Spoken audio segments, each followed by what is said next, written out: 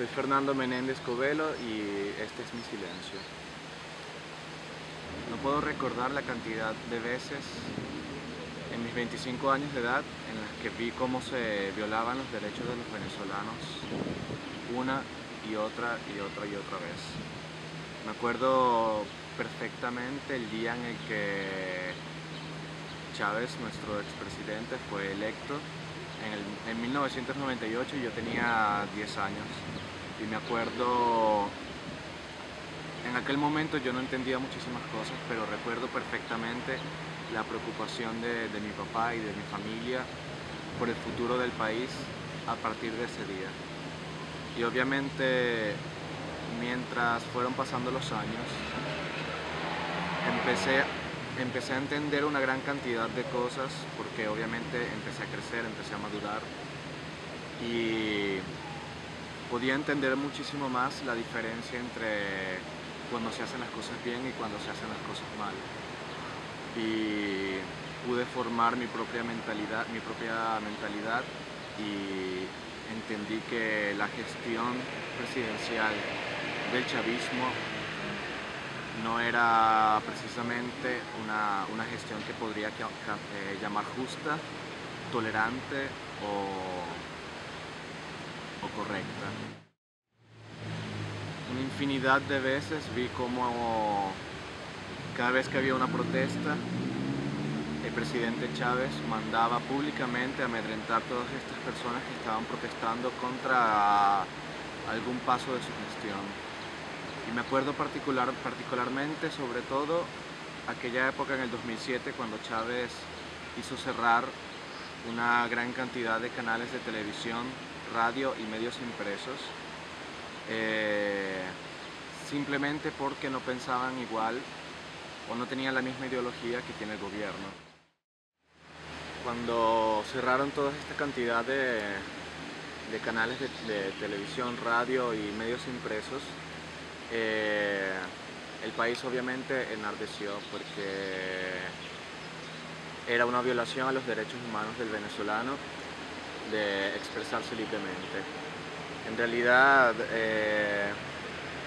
hicimos una gran cantidad de protestas, pero obviamente, como sucede siempre en este tipo de casos, los medios de comunicación no nos ayudaban absolutamente para nada. Y en realidad la información nunca salía del país. Es así como en realidad todos los venezolanos nos fuimos convirtiendo a través de los años en periodistas, en ciudadanos periodistas, porque somos nosotros los únicos que podemos transmitir veramente, de verdad, la información transparente de lo que está sucediendo en Venezuela. Lo que se ve en los canales de televisión es obviamente lo que quiere el gobierno que veas. Lo que se ve en los canales de televisión aquí es muy distinto a la realidad que se está viviendo allá. Y es importantísimo para nosotros que el mundo inicie a conocer nuestra situación, porque es ya desde hace 15 años que estamos en el mismo problema y simplemente no podemos soportarlo más. Para nosotros es muy importante, son muy importantes las redes sociales, porque es a través del internet el único medio en el cual podemos dar una información transparente. Así que por eso es que ves que todos los venezolanos en realidad tenemos Twitter o tenemos Facebook, porque nació justamente desde la necesidad de no tener un medio de comunicación imparcial. Entonces tenemos las redes sociales que las podemos manejar nosotros mismos y son muy importantes para nosotros. En aquel momento recuerdo que fue el movimiento estudiantil el que se encargó de sacar adelante el país. Recuerdo que éramos nosotros los estudiantes que salíamos a las calles principalmente a hacer protestas pacíficas, que luego obviamente iniciaron a ser mucho más violentas, porque cuando el gobierno te responde con violencia es imposible que tú continúes a mostrarte con las manos blancas delante de un policía que te está amenazando con matarte. Y fue precisamente esto que vivimos muchísimos de los venezolanos en aquella época, de los estudiantes en aquella época.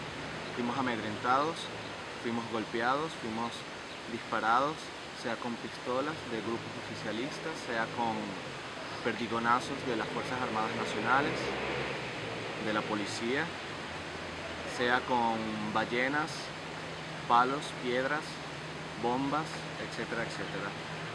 Cada vez que hacemos una protesta en Venezuela, tenemos miedo, pero tenemos siempre muchísima valentía. Como decimos los venezolanos, tenemos muchísimo guáramo para seguir adelante, porque obviamente no nos dejamos, no nos rendimos ante toda esta cantidad de violaciones a nuestros derechos humanos.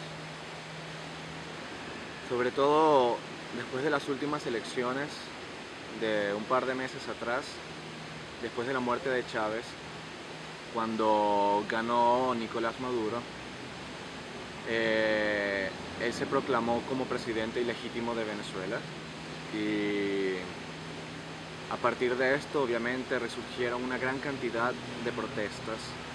Lamentablemente corrió muchísima sangre de venezolanos, porque no solo aquellos que murieron lamentablemente, pero también aquellos que fueron heridos, también aquellos que fueron torturados, que fueron obligados a cantar consignas o canciones del gobierno solo porque pensaban en modo distinto. Esperamos que se haga justicia en Venezuela, que el presidente que fue legalmente electo, Enrique Capriles Radonsky, pueda tomar el poder en algún momento, y que todas estas injusticias paren, que no sintamos de nuevo cómo personas fueron botadas de su trabajo solo porque no están con el gobierno, o personas fueron arrestadas solo porque protestaron contra algo que haya hecho el gobierno.